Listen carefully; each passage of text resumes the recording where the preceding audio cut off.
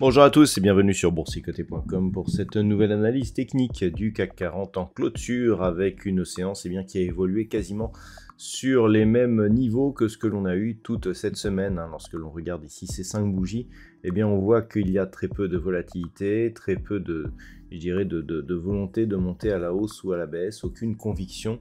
Et donc on termine la semaine comme on l'a commencé, puisqu'après cette séance, le CAC 40 clôture à 7568,82 et perd 0,03% par rapport à la clôture de la séance précédente. Au niveau des indicateurs techniques, c'est assez partagé. On est plutôt baissier ici au niveau des histogrammes du MACD qui passent dans la partie inférieure de leur zone d'évolution. Le RSI reste en zone de surachat. Par contre, on observe une nette baisse des volumes. Donc ça y est, on est entré dans la fameuse trêve des confiseurs. Donc dans ce contexte, pas grand chose à attendre de cette séance. Au niveau de la variation des valeurs, on a tout de même eu quelques hausses supérieures à la moyenne, comme Saint-Gobain qui gagne 0,79%, Airbus plus 0,66%, derrière Vinci, ArcelorMittal, au Total Energy sont sur des hausses proches de 0,5%.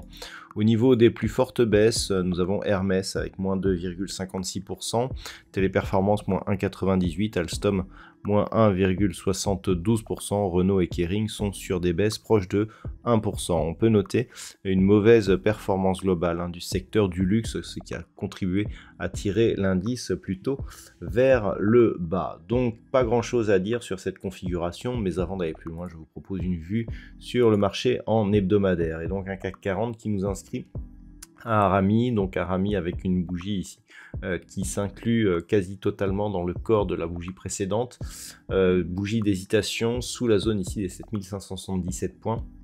Attention donc, en cas de franchissement aussi du plus bas de cette bougie qui se situe à 7527,58, nous aurons un signal de retournement. Globalement, ça reste tout de même haussier puisque on a ici une forte hausse. En absence de conviction, on n'a pas de phase de consolidation, on est toujours au-dessus de ce support et donc clairement on est toujours ici dans une dynamique qui attend une confirmation par la rupture ici de la zone des 7577 points. Au niveau des indicateurs sur cette unité de temps, on est toujours sur une dynamique haussière au sens des histogrammes du MACD, pression haussière ici sur le RSI qui sort de la partie ici supérieure de sa zone d'évolution mobile. Au niveau des volumes, on observe aussi une baisse des volumes. Donc globalement, quasi les mêmes informations, peut-être un peu plus haussier au niveau des indicateurs. Par rapport, à cette configuration, ce qu'il faudra surveiller donc d'un point de vue hebdomadaire, c'est cette fameuse zone des 7577 points. On le voit ici, cette zone ici qui avait fait résistance sur la précédente semaine et qui a été support sur la semaine précédente, proche des 7530 points. Ce sera une zone intéressante puisqu'en cas de rupture, on validera la structure baissière de retournement que nous avons ici.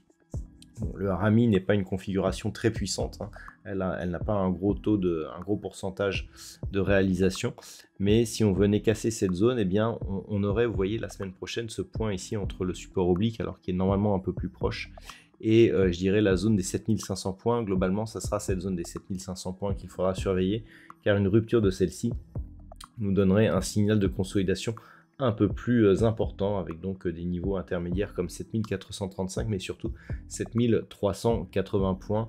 Globalement, d'un point de vue, hebdomadaire, on est haussier et il faudrait vraiment beaucoup descendre pour que dès la semaine prochaine, nous ayons une alerte baissière. Et naturellement, si les cours repassaient ici au-delà des 7577 points, on irait viser de nouveaux plus hauts historiques, si tant est qu'on puisse dépasser cette zone ici de record proche des 7653 points.